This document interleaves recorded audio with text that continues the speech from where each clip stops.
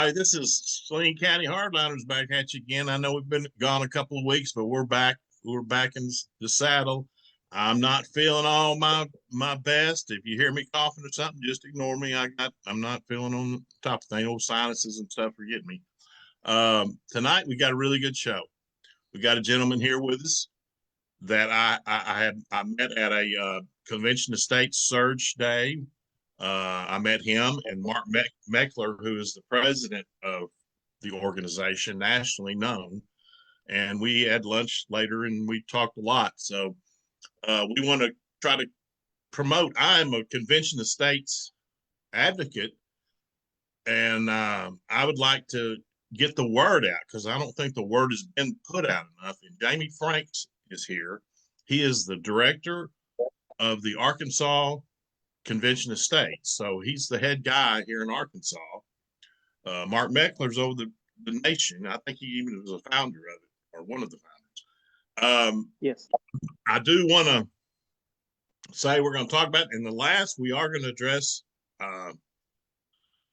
our prayers and the terrible thing that's happened with Charlie Kirk's assassination, because I think we need to touch on that because he's one of our comrades in arms in this situation. So, Jamie, it's great to have you with us.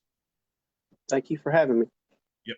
We're going to start out. A lot of people, I think, in Arkansas probably aren't aware of the Convention of States or Article 5 in the Constitution and what it means, what it would mean for the nation and for Arkansas. And kind of how did you get involved with this, and kind of quickly what is it about? Let's just start out simple.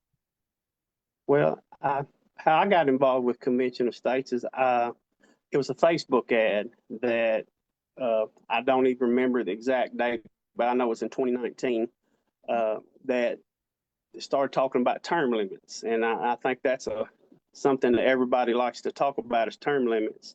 And so I went to the website and I saw where this process that we're going to be talking about is actually in our Constitution. And I can say myself, I was a dummy. I didn't know about the process myself. I knew Congress had the ability to amend the Constitution, but I didn't realize that the states can call what they call a convention of states to amend the Constitution, just like the legislature can. I mean, like the Congress can. And it's an easy process. It takes, what you do is you propose a resolution, and it goes in your state legislature. It has to pass the House and the Senate by just a simple majority.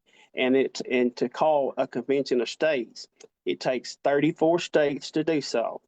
And a lot of people, well, what if you get to the 34 mark, how do we know it will be called? It says by law that Congress has to call the convention if 34 states call for it. That's law. They have to do it. Congress cannot stop it. The president cannot stop it. The governor all that Congress does is they set the time and the place. They do not control the convention, and what goes on there is not controlled by them. So that process, they think that Congress will control all that. No, they don't. And that's we have had what they call mock conventions that you can watch on our website, where we actually went through the process, and they had state legislatures from some states, and of course some people that weren't state legislators, and we had a mock convention, and we did have some people. Former Representative Jason Rapert went, and Josh Bryant went from Arkansas on the last one we had, and they were really impressed by the process. A lot of people are. I know there's people that, well, Congress doesn't want it, of course, because one of the big issues would for sure be term limits on congressional seats, U.S. Senate seats, like we have in the state, like we have our executive officers of the state, and like the president of the executive branch has. So you would get rid of all these Nancy Pelosi's and Mitch McConnell's. Well, if we if you got this to go through now, you would probably wipe out about 75% of Congress. Mhm. You know, that's there. And, you know, when you start trying to take away people's power, it does make them mad. You know, And we've they would seen try that to in our stop it. state too. I think if you had the 34, it's 34 states, right? Not 38, 34 states, 34 states, but 38 to ratify something, right? Is Yes, that correct? yes. Okay. And right now we're currently at 19 states. We're a little over halfway to the process of calling the convention. So also, a lot of people be afraid. It's not like electoral college, where the bigger No, the state, the more representatives you got. It's no, it's one vote per per state. state. I don't care. Yes, It's like California has no more of a vote than Arkansas, correct? that's correct. Now, if it was like an electoral college where we have 6 votes and California has 50 votes, it would Hmm. not be a good thing. No, it would. But that's not the case by the Constitution. No. So, what are some of the key? What do you think some of the key issues would come up? We talked about term limits for Well, Congress, a there, there, legislative branch. there's three things that we propose in our amendment. And one thing that people don't understand is when you call for the convention, all the resolutions in every state have to match, or they can't call. What we're proposing is three things: term limits, and term limits can cover more than just Congress. It can cover federal judges, Supreme Yeah. Court justices, just a Judicial lot of branch. judicial stuff. It also can cover like bureaucrats, people up there, that are behind the scenes that are, really controlling a lot of things. Those people can be limited too under that process. Another thing is a balanced budget. What a lot of people don't know is that federal law requires states to balance their budgets, but Congress thinks they don't have to balance them themselves. They And think they just have an unlimited credit card with no limit, and they can just keep spending, spending, spending. which I they think do a good job of.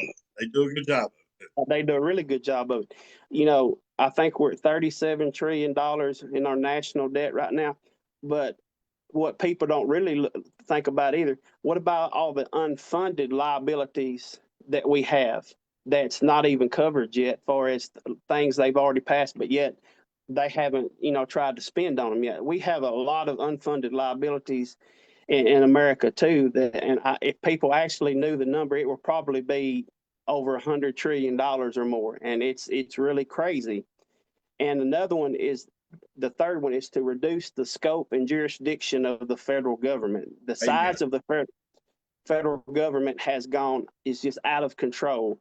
You see all these alphabet agencies that basically have no one to govern them, and they just pretty much run wild and do whatever they want to do. That could be addressed in calling the convention of states also. A lot of people don't know probably. I didn't know till I didn't know till I came that surge day with you guys, which Yeah. was my first experience. I mean, I knew about convention of states because I really first heard about it. Listen to Mark Levin because he's Mm-hmm. a big advocate, a huge advocate for it, and so is Rick Santorum. I think is involved with conventions. He's one of our senior advisors with convention of Yeah. states. So Uh, that I've heard. Mark Levin's a pretty expert on the U.S. Constitution. Probably one of He the. actually wrote a book about the process called the Liberty Amendments. It's a very great book. So if you ever want to read it, it would be a good read for you. And so I learned a lot about it just listening to him talk about it because he's gone over it pretty detailed, and he's answered. People call in and he answered questions about it where they're afraid of it, which a lot of people are afraid of it. If the liberals know what they're really afraid of it, and then there's conservatives are afraid of it, afraid that it'll go the other way. But the Well, chances of that are not because you got state-wise, we have a lot more conservative red states than we do blue. well, You know, there's a lot of safeguards that's in place that people don't realize. like with our resolution here in Arkansas, it's called SJR3. If you go down to line 5, and I'll just read it here real quick. It says, let me find it here. All right, line 5, it says, a convention for proposing amendments conveyed pursuant to this application shall be limited to consideration of the topics specified herein and no other.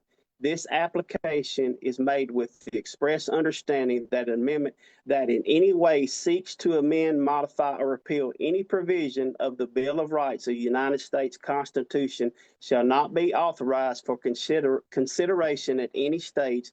This application shall be void in ab initio if ever used at any stage to consider any change to any provision of the Bill of Rights of the United States Constitution. So if it goes outside the scope of what we're trying to do, the resolution is automatically voided. And so it can't happen. Also, there's another safeguard that, you're going to hear people like the John Bircher say what they call a runaway convention. Well, let's just think about it. If we call a convention, we're not there to make amendments. We're there to propose amendments. All right. So, and when we propose those amendments, we have to send it back to the state legislatures. And it takes 38 state legislatures to ratify the process, to ratify the amendments. Do you honestly believe that 38 states would vote to take away gun rights? No. So that's the founders put a high bar in the process in order to make amendments to the Constitution. But I would like to kind of talk about how that process came to be in the Constitutional Convention, if you don't mind. Sure. I'm just going to give you the history of Article 5. Sure. It was September 15th, 1787. It was, I think, the 2 days before they were going to end with the Constitutional Convention. And it was coming to a close, and a man by the name of George Mason stood up, and he made this quote, and I'm going to read it here. He said, are we so naive that we believe a federal government that becomes a tyranny will ever propose amendments to restrain its own tyranny? We've given the power to the federal government to propose amendments should they deem them necessary, but we have not given the people the same power acting through the states. And it says in James Madison's own notes from that convention, it says he wrote this. There was a term that he used that it says nem com, which in Latin means no debate. They all agreed with what George Mason said. They wasn't even going to debate about it because they all understood what he was saying and they agreed about it. So that's how Article 5 process came into the U.S. Constitution, because stop and think about it. It was divine providence that our founding fathers would see the day that our federal government would become out of control. And they put safeguards in place to protect our Constitution. So if they put it in the Constitution, why would we be scared to use it? Well, this is a time because, in my opinion, and I think Kevin shares this, and I bet you do too, we're in a very volatile situation. I mean, with everything happening, if there's ever a time to use it, I think if you woke up the founding fathers right now and asked them, do you think we need to use this right now? They would probably look at us like, absolutely. They probably would have been screaming 25 years earlier that we needed to do Sure. Yeah. And I was going to say, what? Now, a lot of people don't know, Arkansas has passed the resolution, and that was in 2019, right? It was on Valentine's Day, 2019. And who was the senator or representative do you know who brought that up? I don't know if you know or not, but Gary Stubblefield? The late Gary Stubblefield was our champion. Yeah. And I want to say our prayers are out to his family. Yes. He was a great senator. He was one of the better conservative senators we had. It's a great loss, and I hope we can get somebody replaced that's as good as him. And that worries me because he was very outspoken and didn't mind rubbing them wrong. And I was actually at the Capitol today for his memorial service. It was actually able to speak to his wife and his son, and they talked about his love that he had for Convention of States and how he wanted to see it come to pass. And he was at that surge meeting that I was there with you guys. He was actually the one that got us the room to where he could sit down and talk with one another. Right. And he came and sat down and talked with us for a few minutes. And he was a good man. I admired him deeply, and he will be missed. Yes, and so, if you're a conservative thinker and want the preservation of this country and our state, and you want to see things turned around, and you're for term limits, which I know good and well I don't buy the nonpartisan in both parties. I don't know about both parties, but anyway, I know conservatives want term limits for legislation, U.S. legislation. I know I do. That would pass. If you could have that on a ballot, it would pass big time. Right now, they're not going to let that happen. They are not going to let that happen. They're not going to cut their own throat. Well, and the thing of it is, we all know Congress has the power to amend the Constitution too, through the same process is what we're talking about. But what we're trying to do at Convention of States, we're trying to, we are trying to call the Convention of States, but we're trying to do something bigger than that. We're trying to grow the largest grassroots army ever of self-governing citizen activists. But just say we do call the convention and we get everything we ask for, say 20 years down the line, we could end up back in the same shape. Congress could try to amend the Constitution to a way that fits them. That's why we have to have these grassroots activists in place to make sure that nothing like this ever happens again. But I want to see people get behind it, because it's kind of like, and correct me if I'm wrong, in Congress, you have representatives of each state that are making laws and so forth. This is basically the same thing, but it's citizens doing it. It's citizens being involved in it, correct? Yes. I mean, just think about it.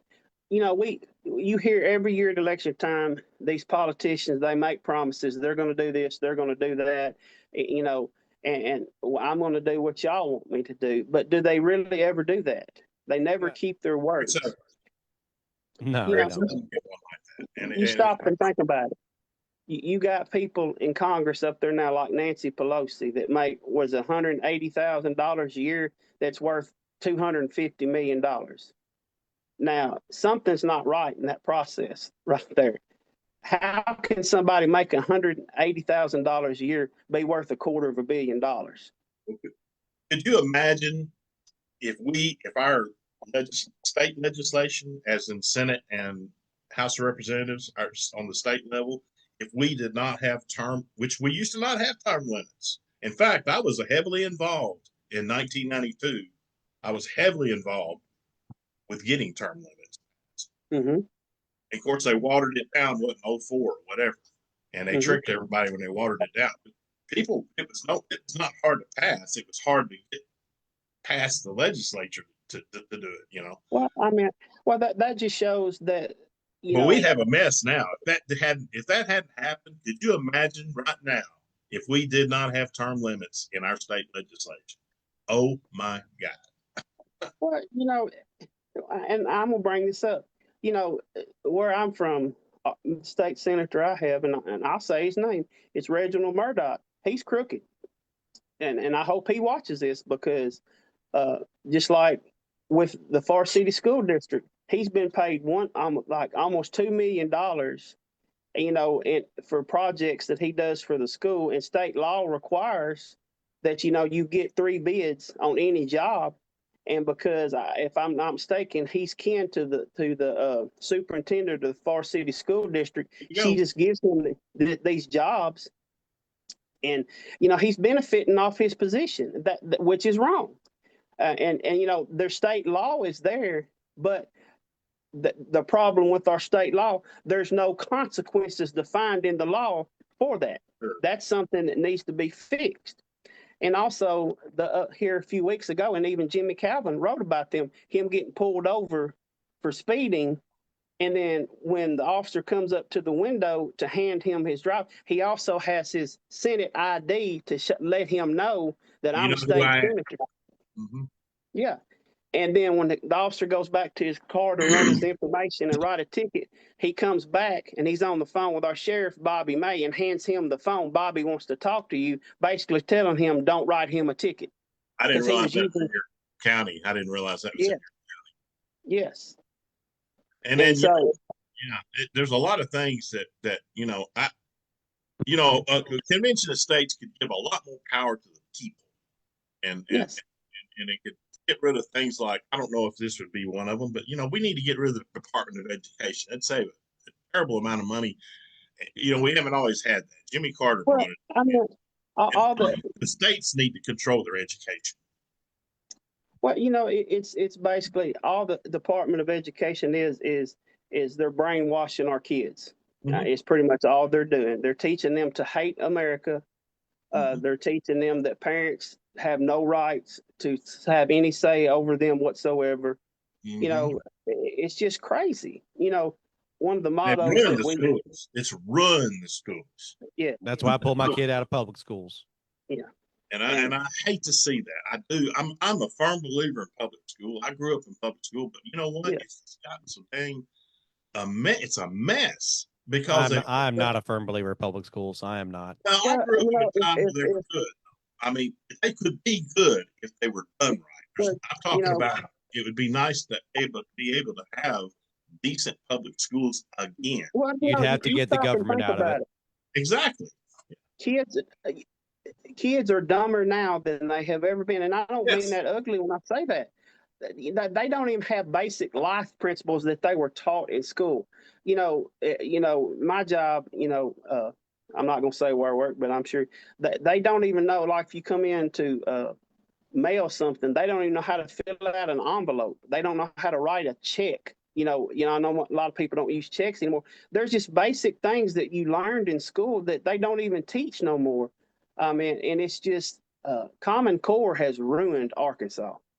Yeah, I'm not worried. You know, they used to teach shop, industrial arts, where one year, 8th grade, it was required when I'm older than you guys. It was required.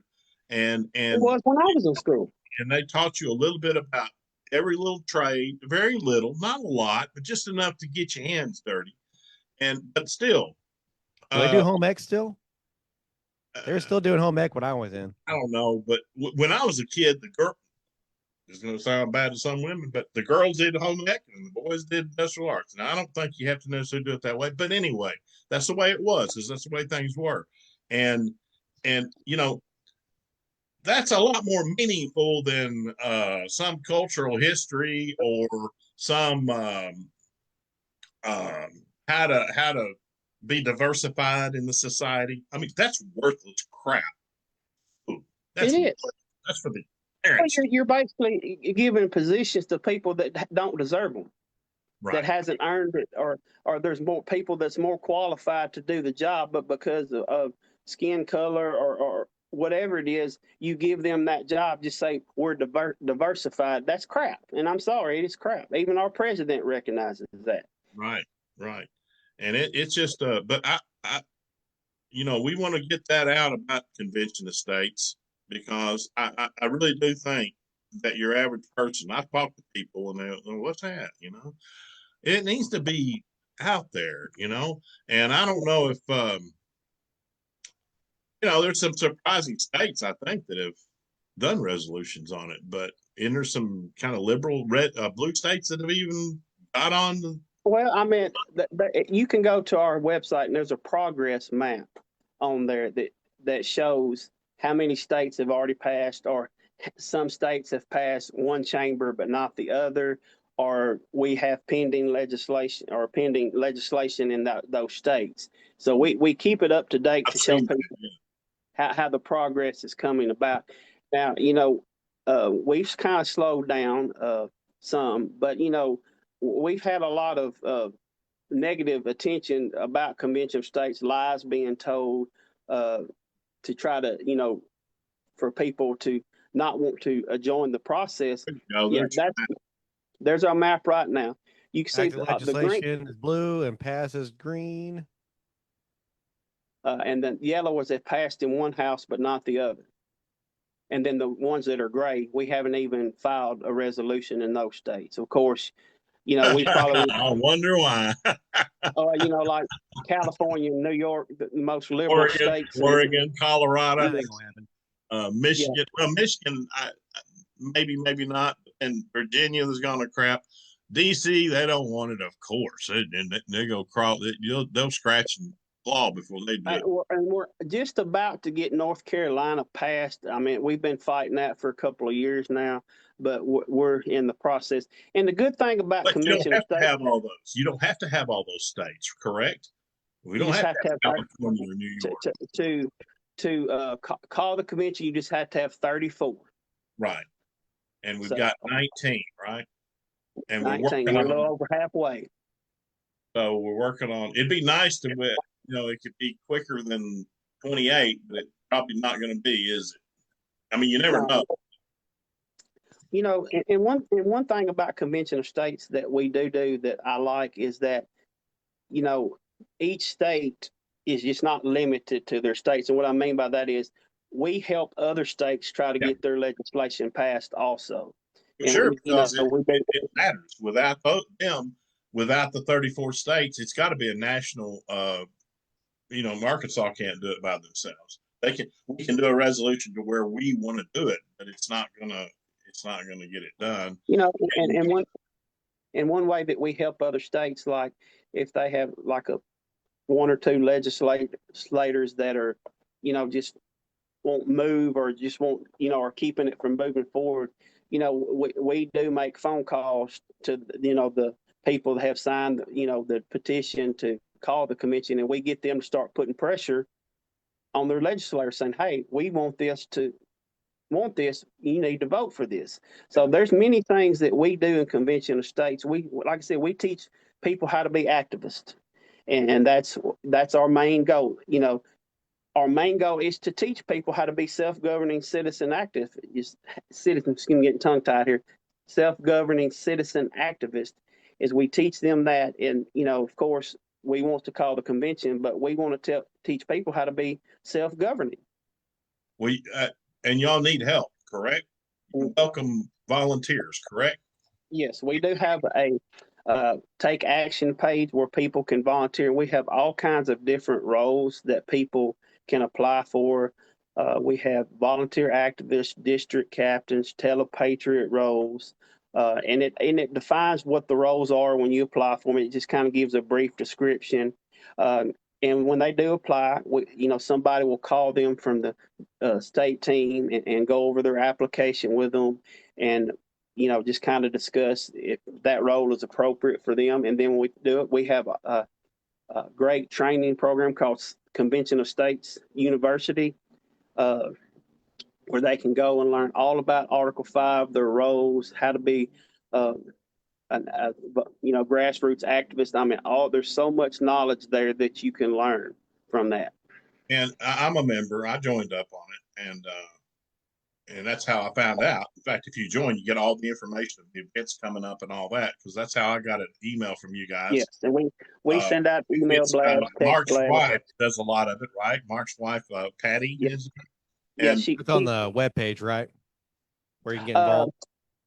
How to get involved. We're going to give your information on how people can, your coordinates on how they can get to that, and and if they want to volunteer, you got openings. Yes, we got plenty of openings. Right now in the state, we need district captains, we need volunteer activists, we need telepatriots. And what a telepatriot is, it's basically we're using our phone banking system to make phone calls to, within here in the state or other states if they need help, with certain measures or issues that they might be having in that state. Well, we're going to shoot a video that you want us to run Article 5 that you have for it. Yes. But before we do that, I want to say one thing, and that's that keep in mind, everybody needs to keep in mind that all these things that Trump, that you like, if you're conservative, you like all these things Trump has got going on right now.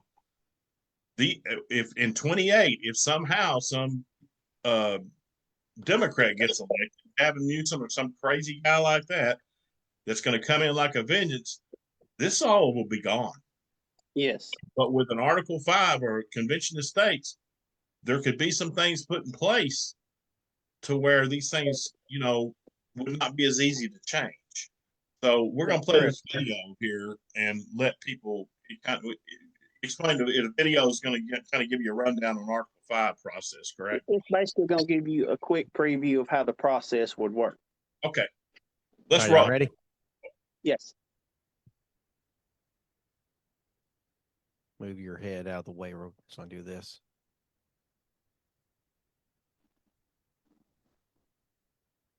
I got a big old head too.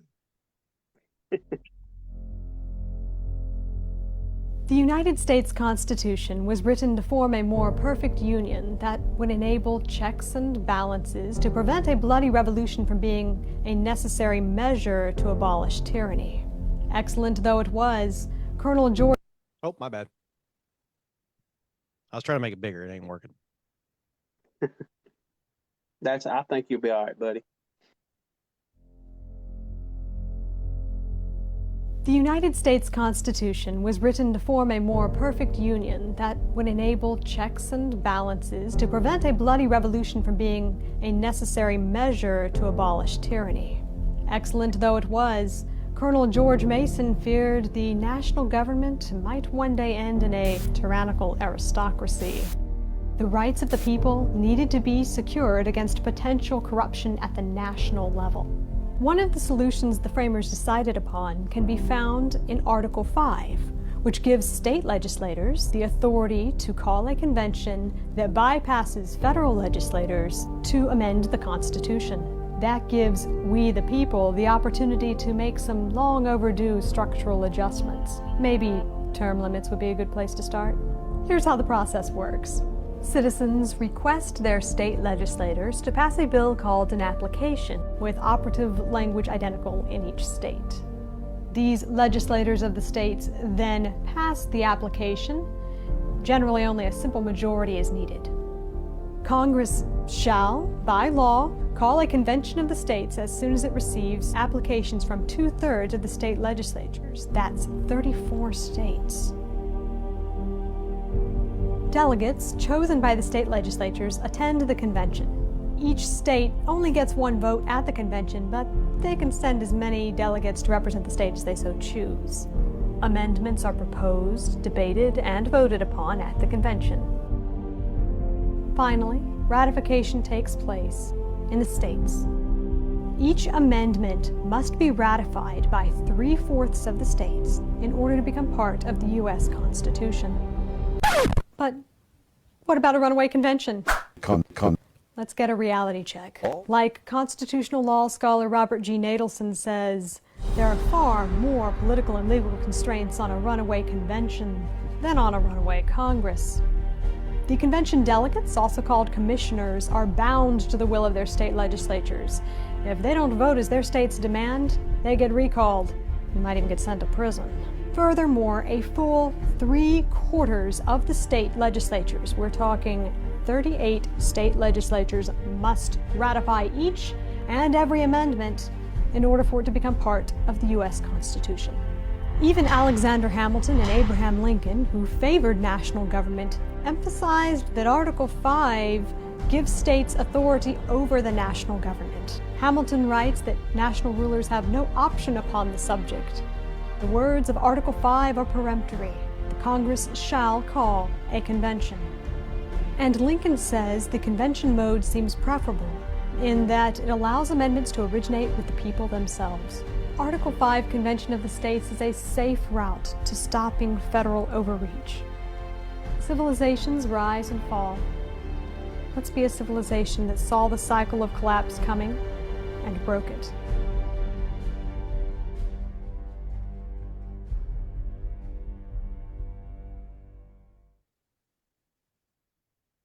Good video.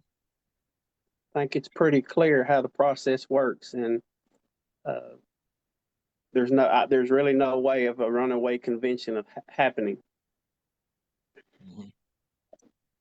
Yeah,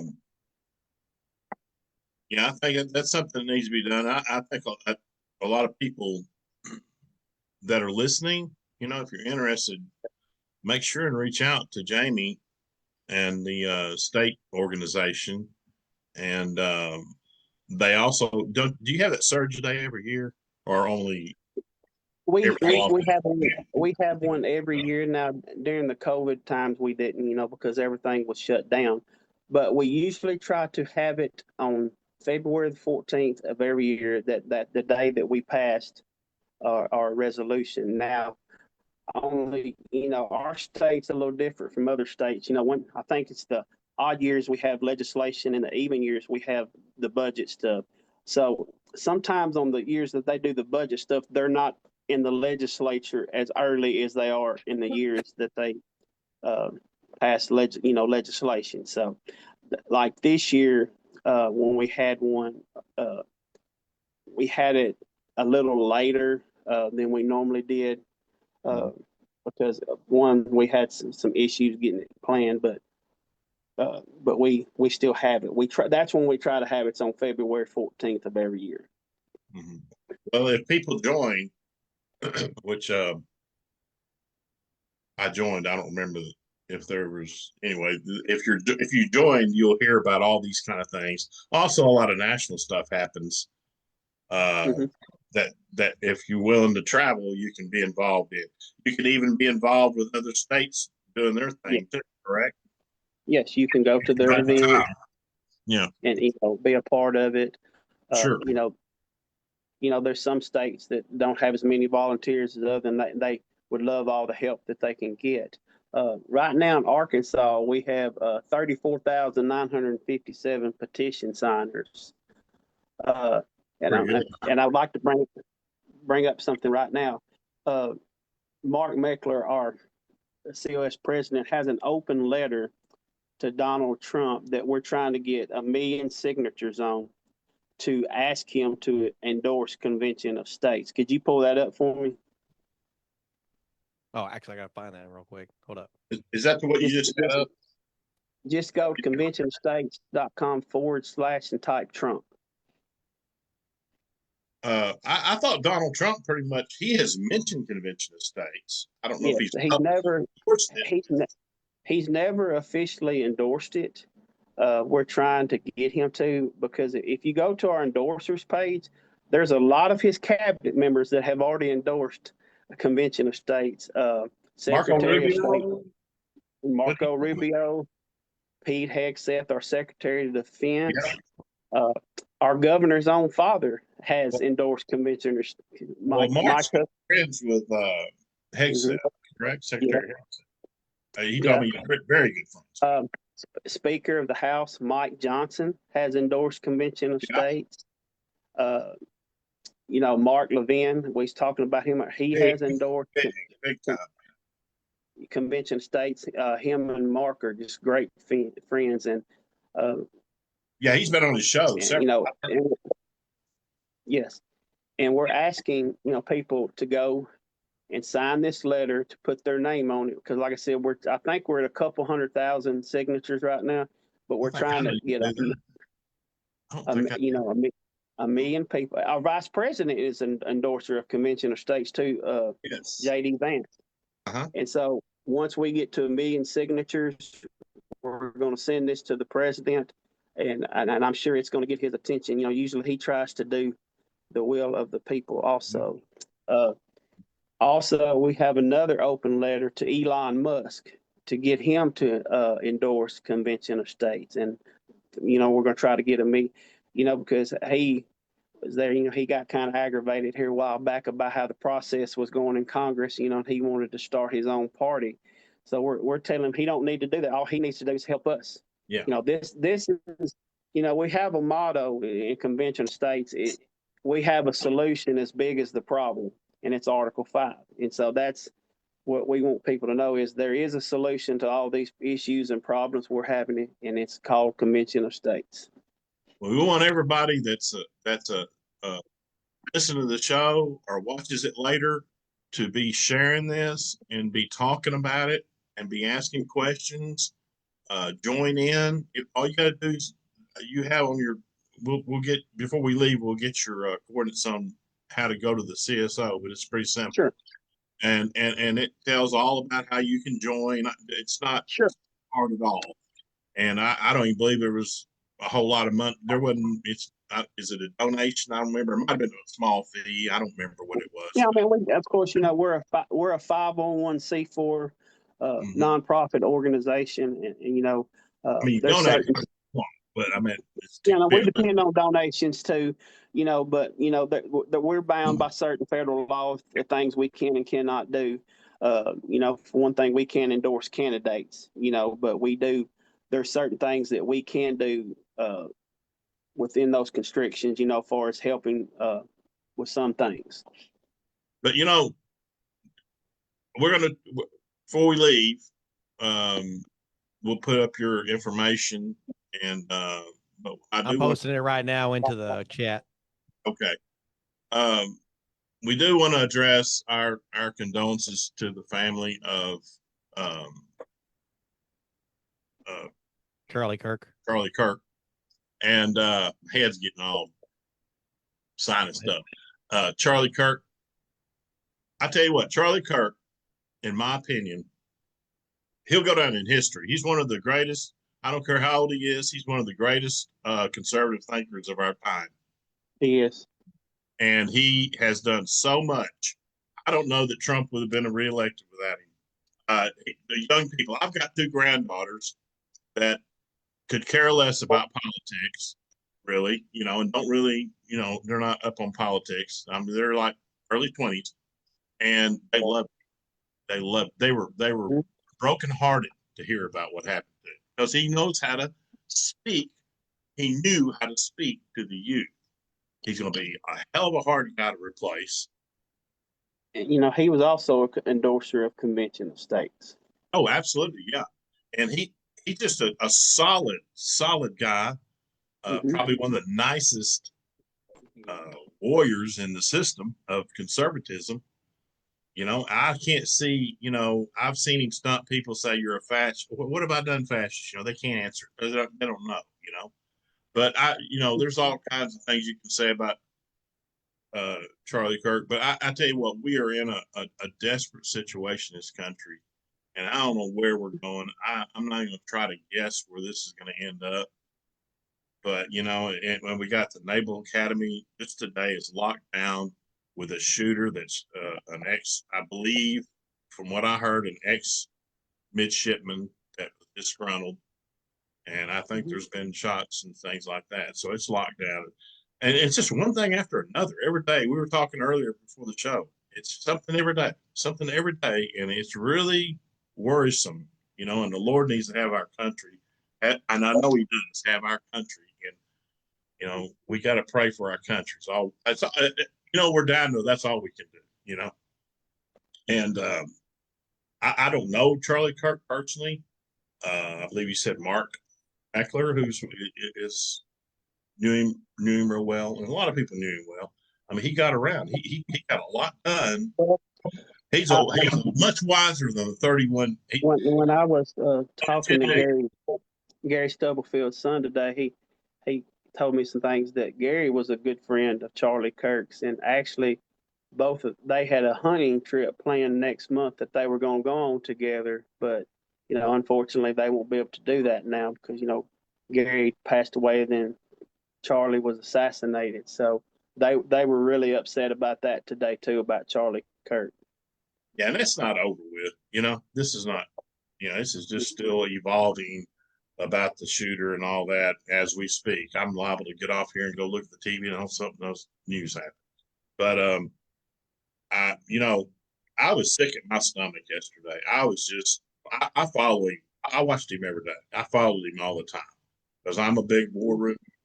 Steve Bannon. I watch all those, and he was very close with Steve Bannon in the war room. Breitbart. I mean, he was always involved with conservative, hmm but he's just a good man. He's just a good, seemed like a good father, family man, and just a good fella. And it's just a tragedy. I mean, a tragedy for our country. He wasn't ashamed of what he believed in, and he wasn't afraid to stand up for what he believed in.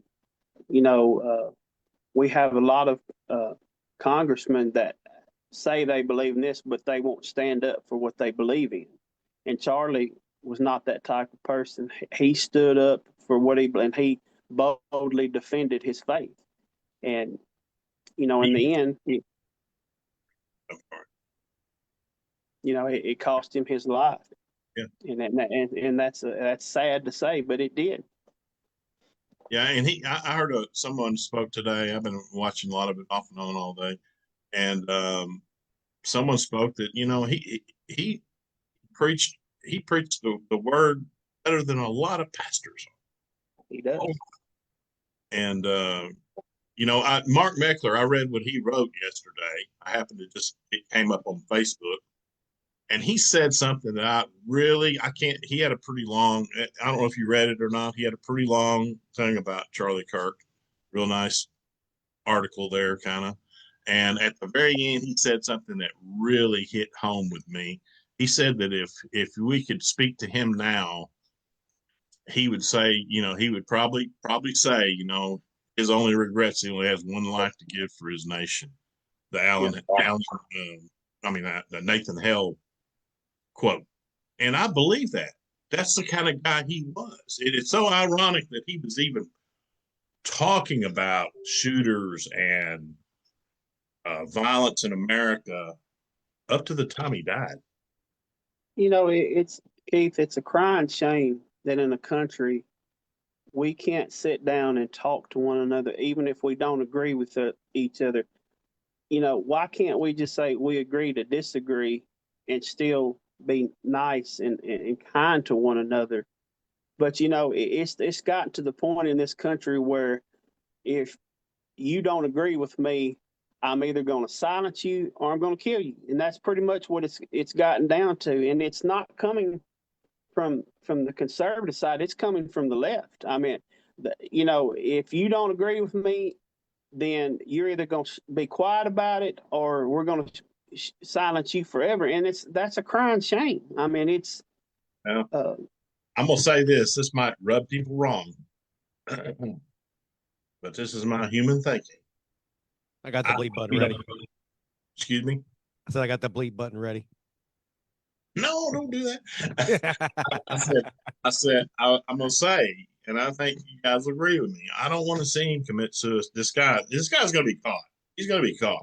Yeah. It probably by tomorrow. But I don't want to see him commit suicide. I don't want to see him have to take him out. I want to see him arrest him living, and I want him to wait in jail for the death penalty. And I don't know if you're aware of it. I know me and Kevin were talking about it. In Utah is one of the only states, or I think it is the only state. It's the only state that still has that has an optional firing squad to this day.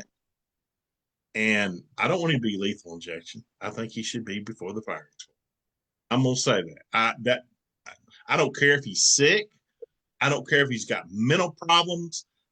I don't care about any of that anymore. I'm so tired of hearing people not having to serve their sentence because they're mentally disabled or something. I'm sick of that. I'm gonna say something that might tick some people off, but it's the truth. The Bible says you should know the truth, and the truth does what? It sets you free. Just because you were raised in an abusive home or you had this happen to you or that happen to you, don't define who you are in life. It's not an excuse. It's a choice you make in life. You can choose to rise above that. And if you want to start texting me, calling me, saying I'm being hateful, no, it's called truth. And that's what the country needs to hear is truth.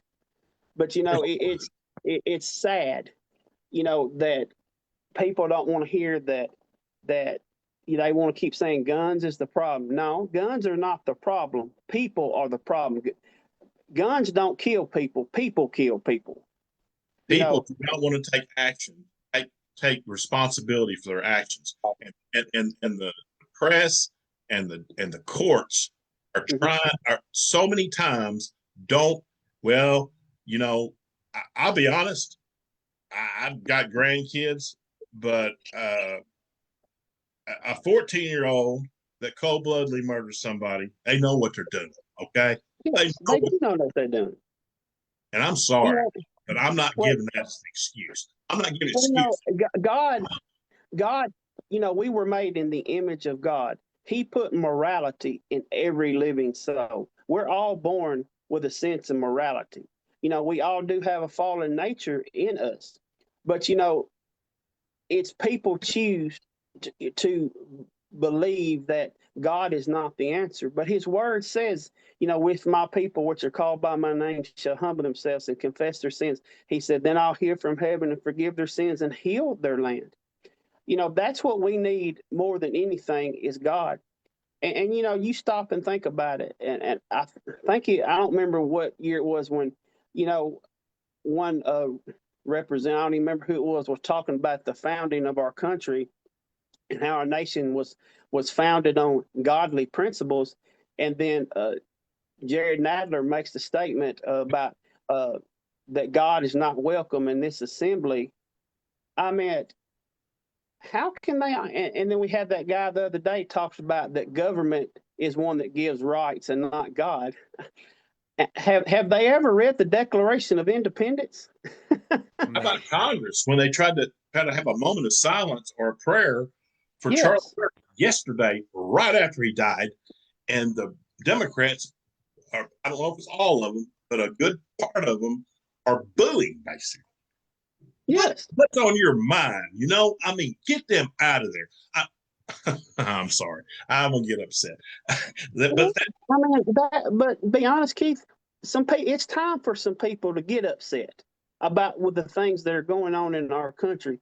You know, when good people do nothing, evil prevails, and that's what's going on. Good people aren't doing anything, and evil is prevailing right now. It's time that the God-fearing Christians get up and do something about this problem. You know, I can remember the day when politicians actually feared the church.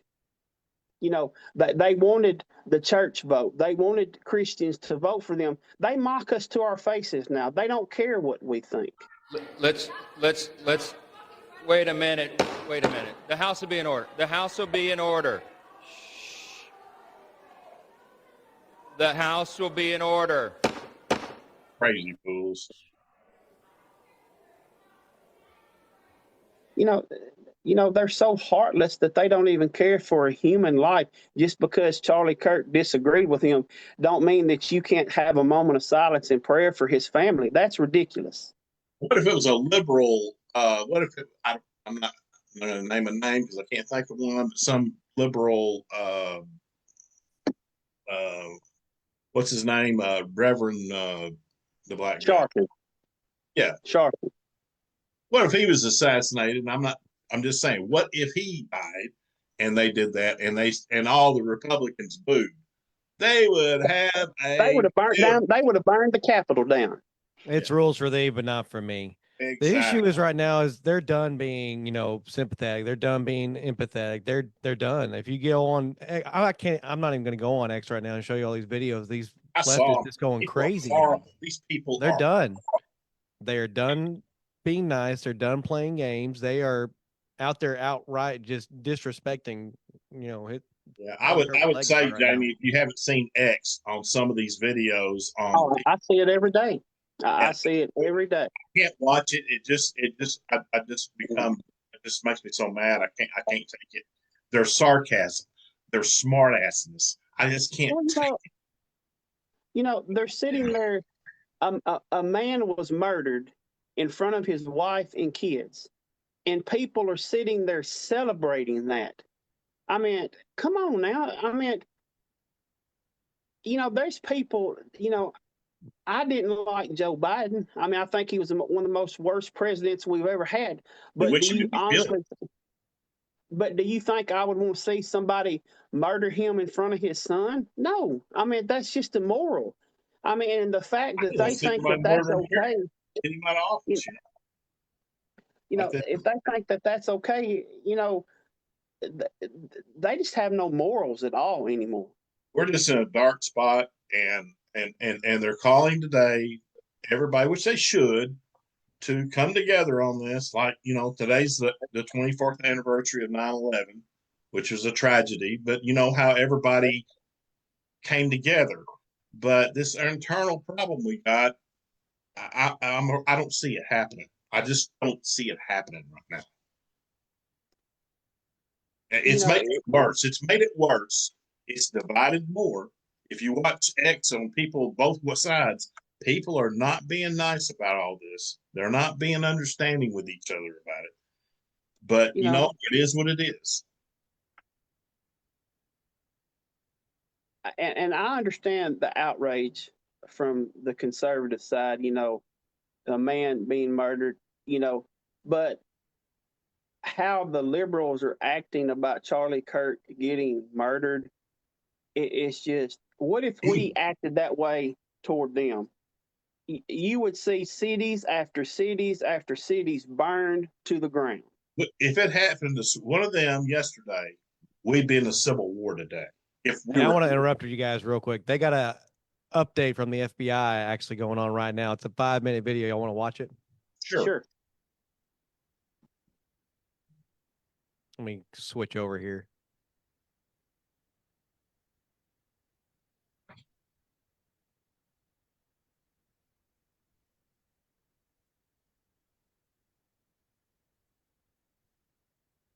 Get y'all's big head out of the way again.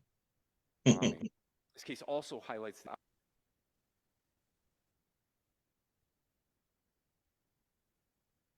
Let me start it over. Oh, now you want a buffer. Dang computers.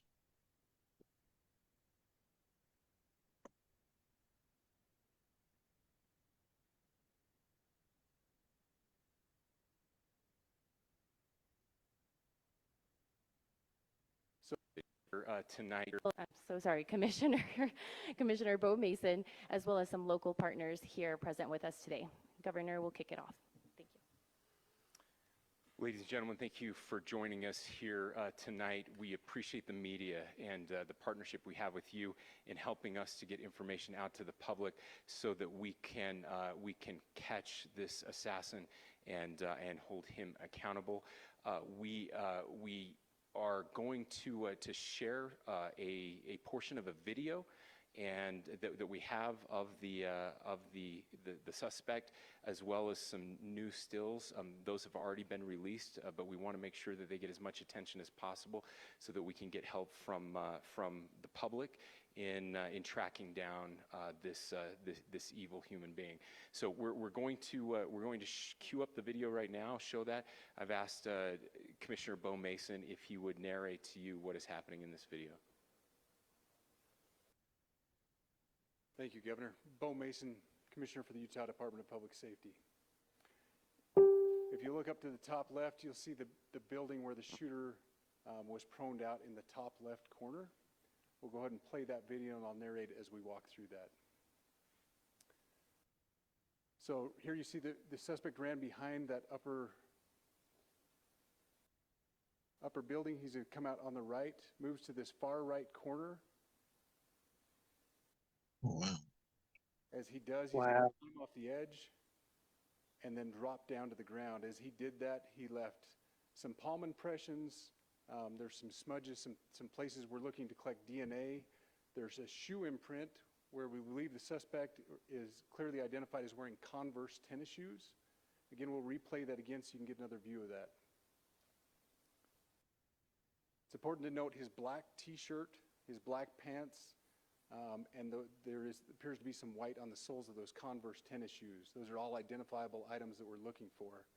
In the stills that are going to follow this, you're going to see a very distinctive t-shirt with an American flag and appears to have an eagle on it. There's also a baseball cap with a triangle on it and a pair of sunglasses. all distinctive, all things that we would ask the public to look for and try to identify if they know someone who has those items, who has been seen wearing those items. We're looking for all that information. Here you see the suspect after dropping off the building. He moved around across this grassy area, around the parking lot. We're going to pan to the right.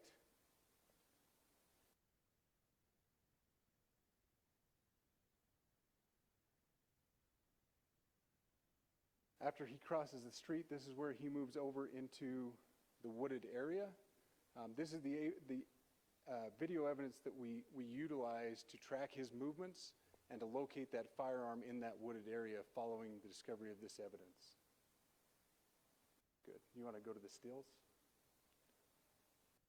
So here's the still photographs I mentioned. These have been enhanced. So these are slightly different than what we introduced earlier. Please pay close attention to the t-shirt. Like I said, very distinctive with that American flag and that eagle. The hat with the triangle and the They got that glare in the completely wrong spot right now. They do. The backpack as well. All identifying features that we're hoping the public can help us identify and lead us to this suspect. There's pictures of him limping in another picture.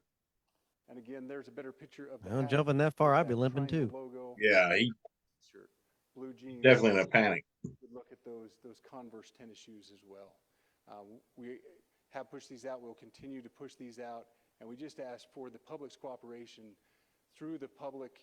The tips that have been coming in are what are giving us our next leads and enabling us. Well, I said this video is 5 minutes, but it keeps getting longer. We've had great cooperation. Well, and we're I said that video is 5 minutes, but it keeps getting longer. Now it's double now. Back over to Governor well, we better.